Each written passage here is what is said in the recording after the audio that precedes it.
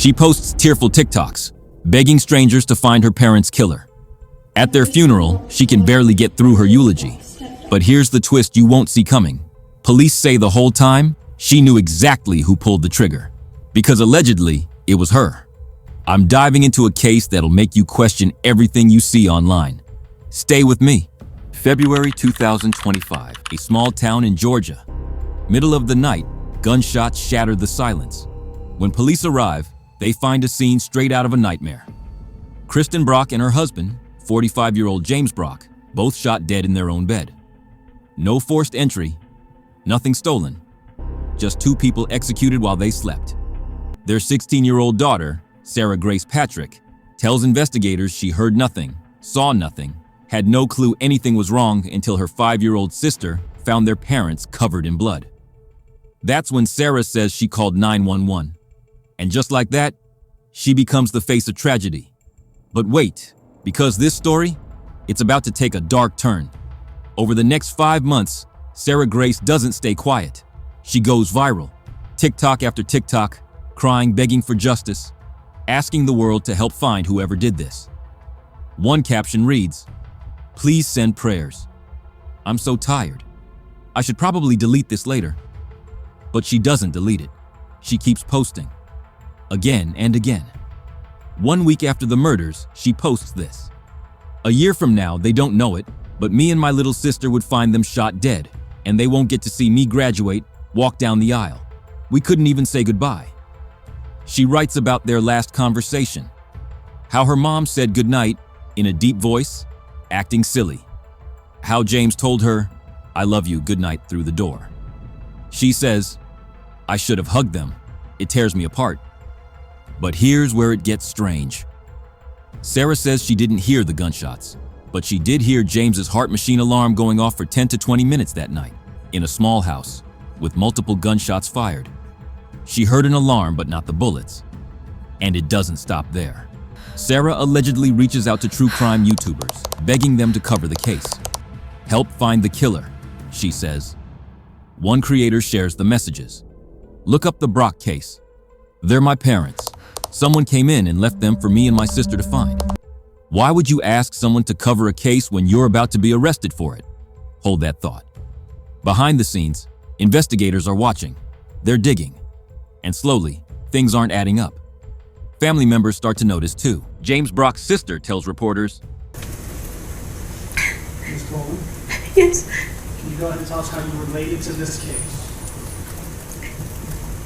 Jamie is my brother, my only brother I have left, my only sibling I have had. And like the judge said, you take your time. What do you think the judge needs to know about what's going on with you and your family? I have something to read. Your Honor, my name is Kim Bowling, and I'm Jamie's sister. I want to thank you for giving me the opportunity to speak today. "How do you not hear multiple gunshots in a small house? Once the shock wore off, my gut told me something was wrong. The timeline didn't make sense." Every night I lie awake, unable to sleep, haunted by the thought of what my brother Jamie and Kristen might have experienced in those final moments.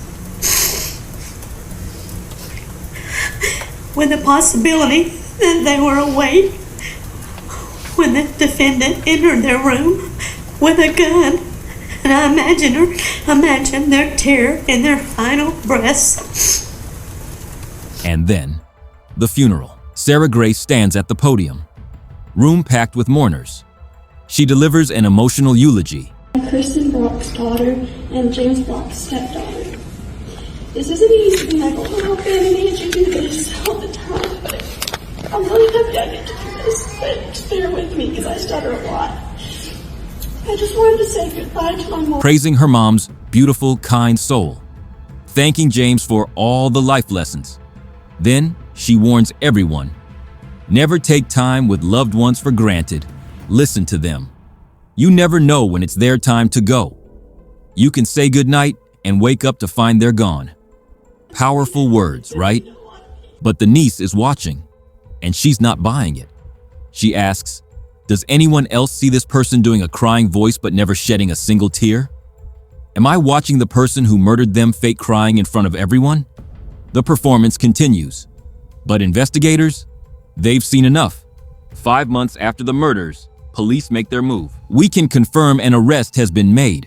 Sarah Grace Patrick, now 17 years old, has been taken into custody. She's charged with 2 counts of murder and 2 counts of aggravated assault. Police don't act on hunches. They say this arrest comes after mountains of physical and digital evidence, plus countless interviews. They haven't revealed all the details yet, but investigators say one key piece of evidence: that eulogy. The very speech where she stood crying in front of hundreds, allegedly spoken by the same person who pulled the trigger. As for motive, still a mystery. One official put it this way: "We don't know what goes through the mind of a child who wants to harm their parents." And here's the kicker: police say more arrests could be coming. This investigation, it might not be over. Sarah Grace Patrick is being charged as an adult, accused of executing her own mother and stepfather in cold blood. A girl who cried on social media, begged for justice, and stood at their funeral now sits in a cell facing life in prison. So what do you think really happened that night? Was this a calculated performance from the start? Or is there more to this story we don't know yet? Drop your theories in the comments. Hit that subscribe button because we're covering this case as it develops. And remember, not everything you see online is what it seems. Until next time, stay curious, stay safe.